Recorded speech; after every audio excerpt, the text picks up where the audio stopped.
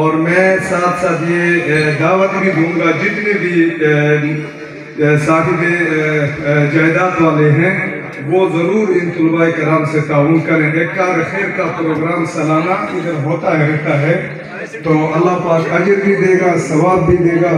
اور ہمارا علاقہ دیوبند چنار سے غیر مشہور علاقہ ہے تو اللہ پاک ان طلباء کرام کو جزائے خیر دے. انہوں نے ملک پاکستان کے دارالخلافہ میں ایک پروگرام کے تحت متعارف کرایا پوری دنیا کو کہ پاکستان کے اندر ایک ایسا علاقہ بھی ہے جہاں کے لوگ مہمان نواز، محب وطن اور ہر ایک صفت ان کے اندر موجود ہے، سوائے یہ ہے کہ ان کے پاس غربت ہے اور کچھ نہیں.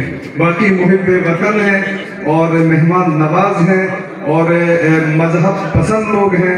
تو اللہ پاک جو لمحات میں نے کہہ دیا اس پہ عمل کرنے کی توفیق عطا فرمائے. تو آخری ایک شعر پڑھ کے میں اختتام چاہتا ہوں. ہاں یہ حرف تمنا زباں کی دوریاں، سختیاں، پابندیاں، مجبوریاں. ہاں یہ حرف تمنا زباں کی دوریاں، سختیاں، پابندیاں، مجبوریاں.